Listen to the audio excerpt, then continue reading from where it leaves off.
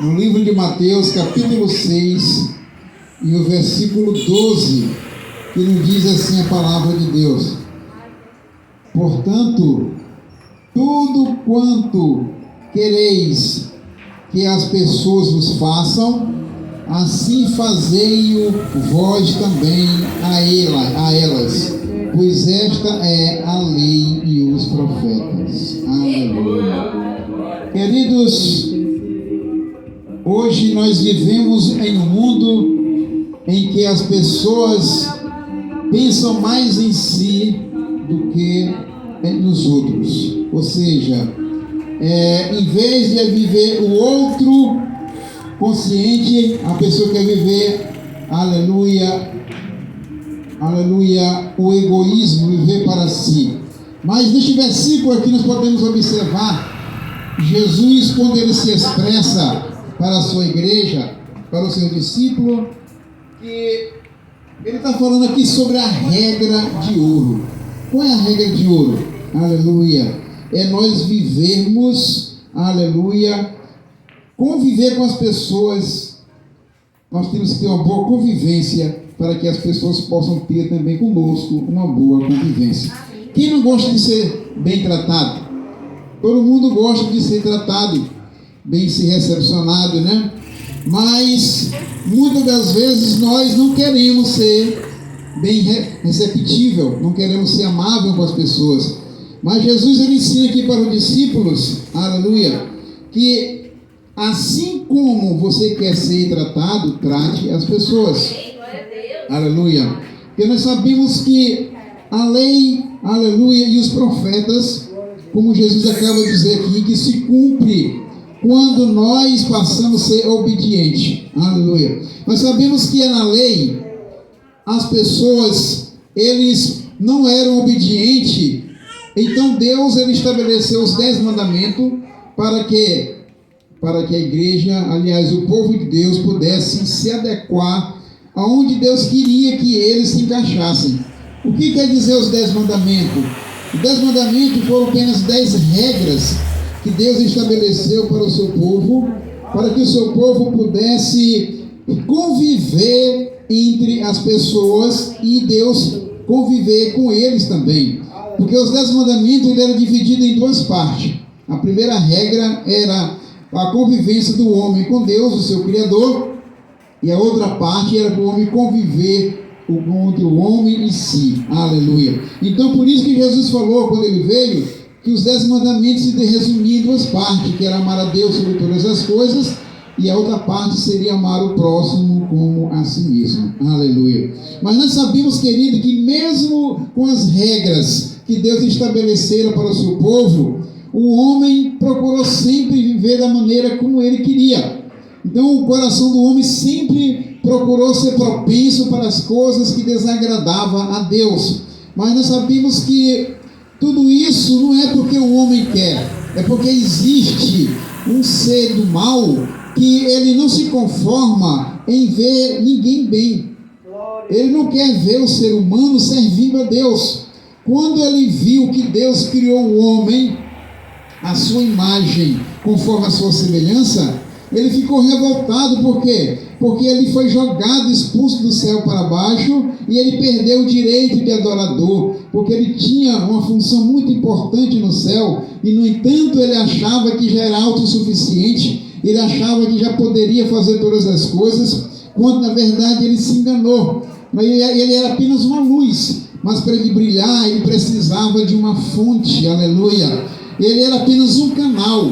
Então, como nós também, para nós sermos alguma coisa neste mundo, nós precisamos do nosso Deus. Nós não somos nada sem Deus. Louvado seja o nome do Senhor. Então o adversário ele não entendeu isso, mas ele ficou revoltado e começou a procurar atrapalhar os planos de Deus na vida do homem, ou seja, da sua nova criatura. Aleluia. A Bíblia diz que Deus soprou o seu fôlego de vida num pedaço de terra em que ele formou uma imagem, e dessa imagem veio o homem, do homem veio a mulher. Então ele começou a ver que Deus estava fazendo aquela imagem, aquele ser tão perfeito e único, que ele não se conformou, e ele começou a procurar de todas as maneiras destruiu os propósitos que Deus tinha na minha e na sua vida. Como ele não consegue atrapalhar o plano de Deus, ele procura impedir que eu e você alcançamos os planos de Deus em nossa vida. Então, queridos, e eu estava meditando hoje e pensando, o inimigo ele é tão sagaz que ele sabe que ele não consegue vencer diretamente o homem. Então ele fez o quê? Ele fez amizade com a mulher, porque ele sabia que a mulher, através da mulher, ele poderia fazer com que o homem pecasse. Então, muitas das vezes, por isso que a Bíblia diz que a mulher sábia, ela edifica a sua casa, mas a tola com as suas próprias mãos destrói. Eu estava pensando hoje que quando a mulher ela é sábia, ela controla todas as coisas. Tudo ela controla. Mas a mulher é sábia. Agora aquela que não é sábia, ela faz atrapalhar todas as coisas. Então, quando a mulher ela é sábia, por isso que a Bíblia diz que a casa é edificada, tudo que acontece é bem feito. Se o homem, ele ainda é uma pessoa descontrolada, através da mulher, as coisas se encaixam. Então, Satanás, ele sabia disso. E ele se vai usar uma estratégia para derribar Adão. Porque ele sabia que se ele fosse diretamente confrontar com Adão, ele não ia conseguir vencer, porque Adão, ele estava ali alicerçado na palavra, nas instruções que Deus tinha passado para ele, que ele não poderia comer do fruto da árvore que estava no meio do jardim. Só que Eva sabia disso, mas ela não ouviu diretamente de Deus, ela ouviu diretamente de Adão. Mas Satanás chegou para Eva, fez amizade com ela e acabou enganando. E a mulher, com jeitinho, depois enganou o homem. Então o homem pecou. Então o que eu quero dizer com isso, queridos? Que o adversário, ele sempre procurou querer atrapalhar o plano em nossa vida. Então a Bíblia sempre nos adverte em Provérbios sobre a mulher. Só que não é da mulher sábia.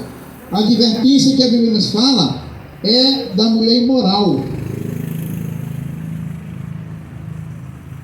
Porque Satanás sabe que o homem, ele sempre é um ser meio bruto, é um ser que ele precisa de ajuda, e por isso que Deus fez a mulher à sua imagem, aleluia, fez a mulher da costela do homem, fez dela uma disjuntadora, ou seja, uma auxiliar, porque a mulher, quando eu acabei de falar, ela é sábia, ela se torna um instrumento de bênção na vida do homem. Mas quando uma mulher ela é uma tola, né, ela procura destruir a vida do homem para ficar cada vez mais distante de Deus. É o que acontece quando uma mulher ela não teme a Deus, ela não tem o princípio de Deus na vida. E naquele momento ali, Eva ela não vigiou e ela acabou atrapalhando o plano que Deus tinha na vida de Adão. Aleluia. E através deles dois, as consequências vieram. E hoje nós sofremos grandes consequências. Quais são as consequências que nós enfrentamos hoje? A primeira é que o homem, o ser humano, não era para morrer. Nós éramos para viver muito tempo. Mas aconteceu que a Bíblia diz que através do pecado vem a morte. Então o homem passou a morrer. O homem passou a sofrer grandes consequências, doença. O homem adoece, acontecem coisas que o nome de Deus não é glorificado através das nossas más atitudes. Mas Deus ele é tão bom que ele procurou sempre se relacionar conosco. Deus ele sempre procurou se relacionar com o homem. Deus ele não se esquece do homem. Deus ele não se esquece dos seus planos que ele tem para nós. Aleluia. Deus ele usou o primeiro plano. E depois ele tinha um plano, que era o segundo plano, que através da morte de Jesus, ele poderia resgatar o homem de volta. Aleluia. Quando a bispa leu aqui aquela passagem de Maria, me chamou a atenção que na palavra que ela leu, no meu fala, ela ficou intrigada, né, na minha tradução. Na tradução dela, ela ficou, quem se lembra? Turbada.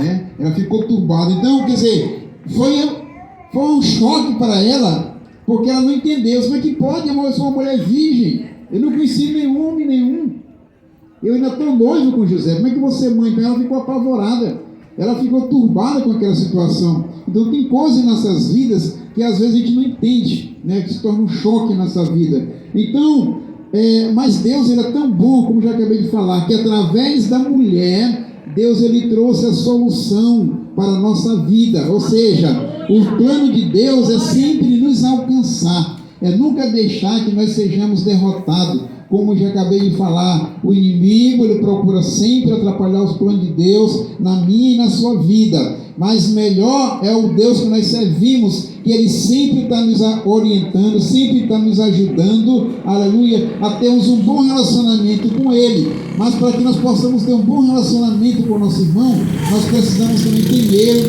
conhecer ao Deus que nós servimos, aleluia. Então, primeiro eu tenho que saber me relacionar com o meu Deus, para que eu possa ter um bom relacionamento com o meu próximo. Como assim? Jesus disse que primeiro nós o amamos, então primeiro ele nos amou, por isso que nós o amamos. E ele disse: amai a mim em primeiro lugar e ao seu próximo como a si mesmo. Então jamais eu vou conseguir amar o meu próximo se eu não conheço a Deus, se eu não amo a Deus.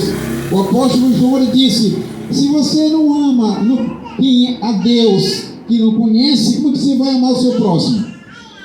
Então não tem como eu amar meu próximo se primeiro eu amar a Deus. Louvado seja o nome do Senhor. Então, muito tempo depois, Jesus chegou e falou assim: assim como você quer ser tratado, trate o seu próximo. Ou seja, assim como eu me relaciono com Deus, eu tenho que me relacionar com meu irmão. Mas como? Há muito tempo atrás, Jesus chegou e falou para o discípulo: olha, um novo mandamento eu vos dou: amai-vos aos outros como eu vos amei. Aleluia. Por que Jesus falou que ele daria um novo mandamento? Porque o antigo mandamento não estava surtindo muito efeito. As pessoas estavam amando a Deus, mas não estavam amando o próximo como ele deveria amar. Então Jesus falou o seguinte: eu vou fazer diferente agora. Eu vou dizer para vocês que amem o seu irmão como eu amei vocês.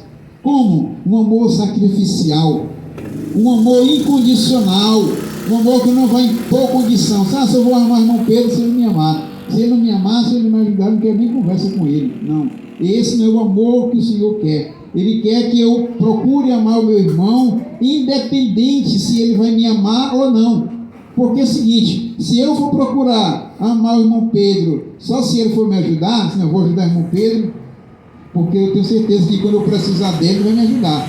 Então, se você fizer isso, você vai se frustrar. Se você for querer ajudar alguém pensando que aquela pessoa vai retribuir o que você quer, não faça isso, que você vai se frustrar. Por quê? Porque Jesus disse: amai, ele não disse ser amado. Então eu não tenho que esperar ser amado, eu tenho que amar. Eu tenho que procurar ser cortês. Mas por que Jesus falou isso? Porque a cortesia gera cortesia. Porque se eu amando, eu vou ser amado. Aleluia, louvado seja o nome do Senhor. Então o amor sempre vence. Jesus disse: não te deixe vencer pelo mal, mas vence o mal com o bem. Louvado seja o nome do Senhor. Então não se preocupe, se você quer ser bem tratado, aleluia, trate as pessoas da maneira como você quer ser tratado e deixa que acontecerá espontaneamente. Não exige da pessoa: me ame, seja cuidadoso comigo, faça isso e aquilo outro. Não, faça a sua parte. E o amor vai conquistar a pessoa, que as suas boas ações vai acontecer. Jesus disse: dê pão para aquele que está com fome. Aleluia! Aleluia! Ore pelo aquele que te persegue. Se alguém te maldiz, bendiga aquela pessoa. Se aquela pessoa fala mal de você, fala bem dela. Ô, glória! É difícil, né? A gente falar bem de alguém que fala mal da gente. A gente quer logo como se diz? Retrucar, né? Que quer reagir. Mas eu quero fulano, né? Quer dizer, isso é do ser humano, a gente querer combater o mal com o mal. Mas a Bíblia diz: não te vença pelo mal, mas vença o mal com o bem. Louvado seja o nome do Senhor. Então, querido, a palavra de Deus ela tem efeito. Vamos tratar as pessoas como eu quero ser tratado. Quem não quer ser tratado bem, né? Todo mundo gosta, mas muitas vezes a gente é bruto, né? Às vezes a gente é ignorante, mas de repente a gente pode pensar, se a pessoa é dessa maneira, porque ela está bruta, ela não conhece. E se eu estou uma pessoa sóbria, eu jamais vou tratar as pessoas de uma maneira ignorante. Só que às vezes tem momentos que às vezes a pessoa não vigia, acaba fazendo coisas, né, que não agrada a Deus. Mas a palavra de Jesus aqui para nós é essa. Mateus 6, e o versículo 12. Vou repetir para os irmãos, para que nós possamos guardar esta palavra. Mateus capítulo 7, versículo 6. Portanto, tudo quanto, olha tudo, está abrangendo no geral. Portanto, tudo quanto quereis que as pessoas vos façam, assim fazei a vós também. Então é tudo. Então, se eu quero que tudo de bom